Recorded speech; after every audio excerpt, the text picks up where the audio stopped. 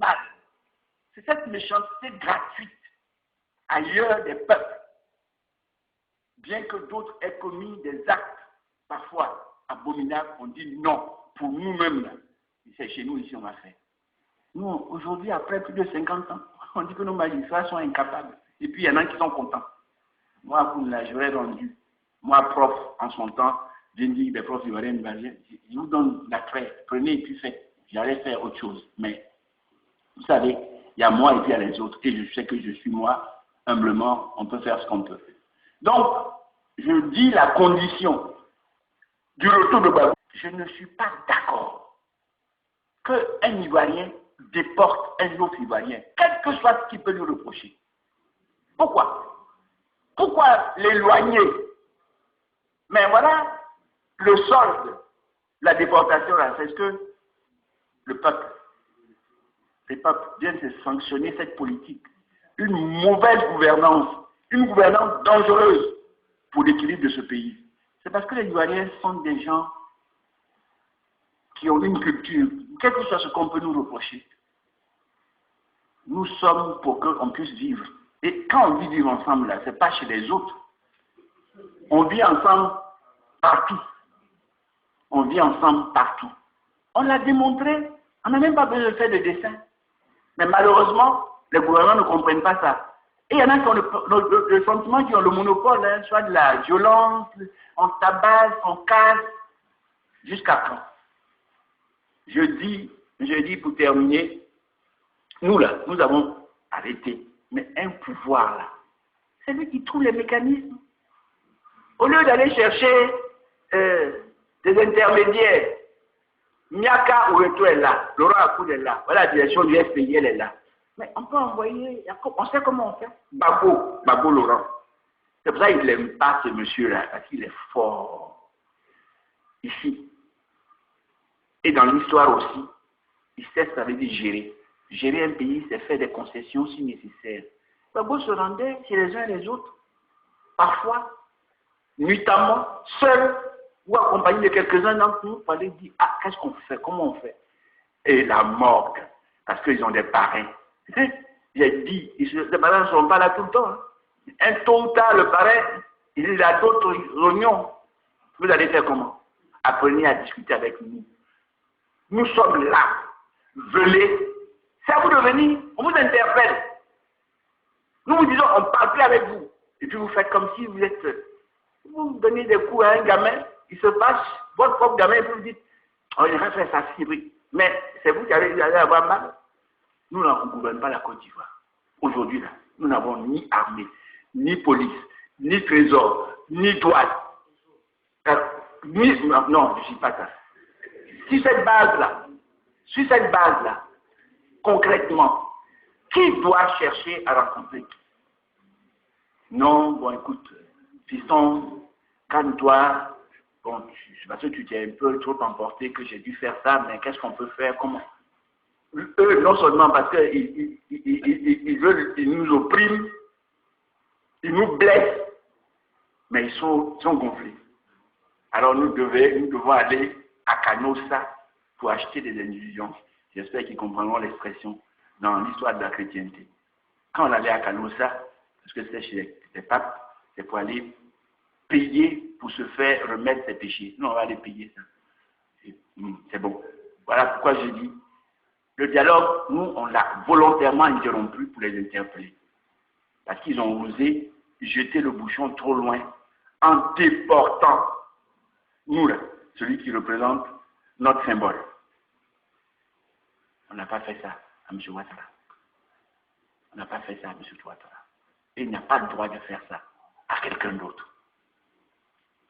Voilà pourquoi nous avons tout rompu. Je voudrais vous remercier et dire que je suis tout à fait prêt à prendre quelques questions et puis je vais boire un coup.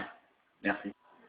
Comment votre analyse des résultats des scrutins précédents et celui-ci, vous disiez, vous avez les chiffres des conseils généraux en 2002, 28,01%, alors que tous les partis ont participé à cette élection. Avec ce qui vient de se passer, Et avec le boycott qu'il y a eu pour cette année. C'est toujours, il y a toujours un risque, mais c'est que les conditions pour notre retour dans le jeu électoral seront des conditions négociées. Nous avons demandé qu'il y ait toujours ces consultations, que les tenants du pouvoir actuels perçoivent comme étant une forme de leur imposer quelque chose. Rechercher des règles d'un jeu qui soit un jeu consensuel, ce n'est pas imposé. Demander qu'il y ait le principe de l'équilibre au sein de la commission électorale, ce n'est pas un diktat.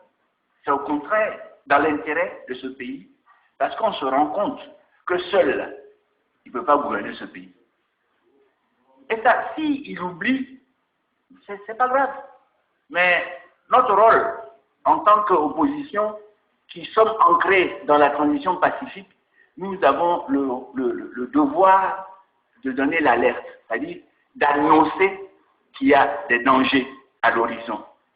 Autant qu'ensemble, on s'asseye pour... Donc, notre retour ne serait peut-être pas un piège dans lequel nous allons retomber. Nous ne voulons pas de piège.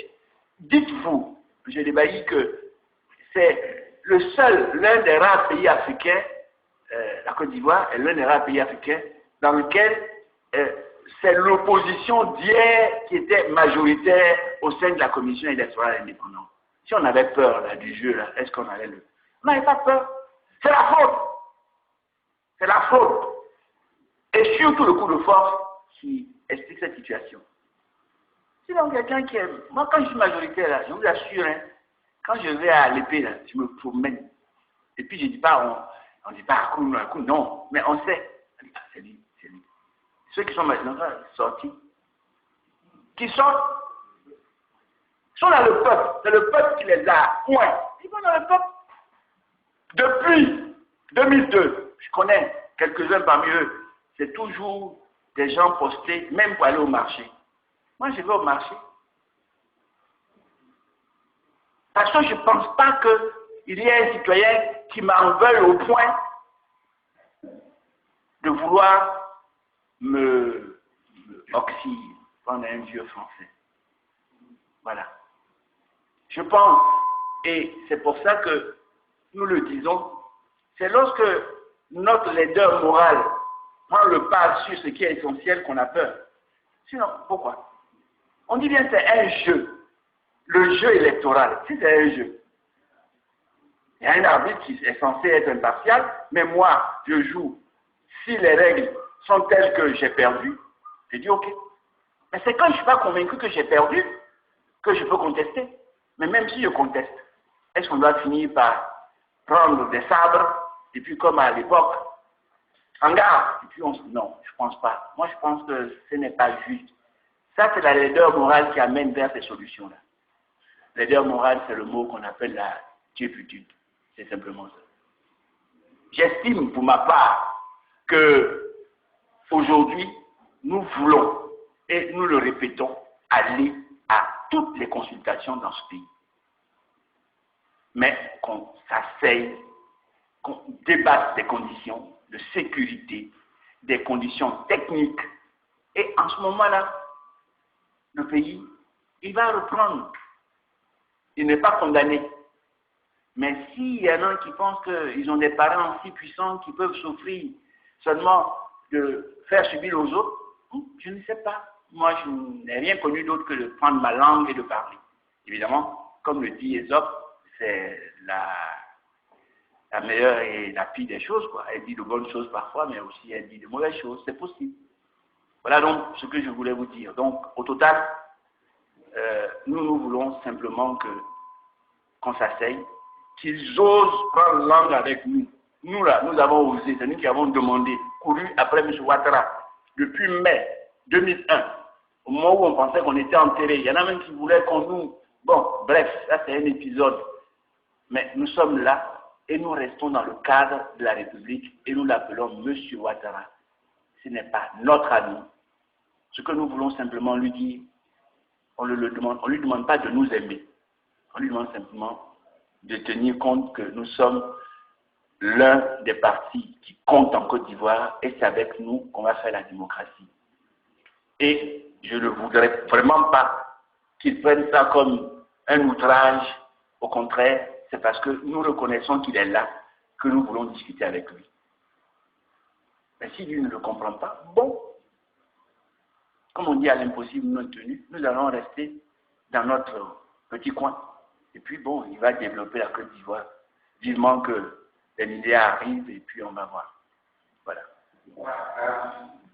Dis merci. Merci à mesdames et messieurs les journalistes, aux amis de la presse. Notre message ce soir voulait simplement dire notre part de vérité lorsque cette espèce de polémique sur le taux de participation a commencé à enfler. Sinon, on n'aurait pas du tout.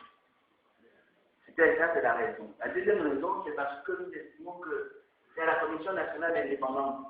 Même si nous refusons ceux qui sont là, ce n'est pas une raison, c'est une institution. C'est ça la différence que beaucoup ne font pas dans l'opposition qu'ils le représentaient. Nous, l'institution, on la respecte parce que demain, nous voulons prendre ça. Donc, il n'y a pas de raison. Donc, nous attendions que l'institution donne les résultats et ne fasse pas une fuite en avant comme c'est le cas. Et qu'on nous enferme dans un jeu de manipulation, nous ne le tolérons pas. C'est pour ça que nous avons dit, de notre point de vue, à ce jour, le taux de participation est de 14,33%. Maintenant, ils disent le contraire, et puis on va faire le débat. En fait, le fond, c'est de dire au gouvernement, à M. Ouattara, que les conditions pour que nous reprenions l'angle qui libère nos camarades, ici et maintenant. On arrête tout ce qu'il a mis. C'est lui qui a décidé, c'est pas de l'extérieur, nous faire quoi, c'est l'Union européenne. Mais à partir de l'Union européenne, on va aller ensemble faire ça. Et enfin, et surtout, ce que nous lui demandons, Gbagbo, il n'est pas l'ennemi de quelqu'un. Nous voulons simplement qu'il y ait un peu d'humanité et qu'on ne le traîne pas comme on le fait. Ça là fait que c'est difficile de recoller des morceaux inutilement. Nous voulons aussi qu'ils se ressaisissent par rapport au dossier de Gbagbo, mais nous-mêmes, comme nous comptons sur nous, on nous bat pour faire entendre nos voix, peut-être pas forcément en Côte d'Ivoire, mais hors de Côte d'Ivoire, pour que Gbagbo revienne à notre pays. Voilà ce que nous voulons dire. Merci.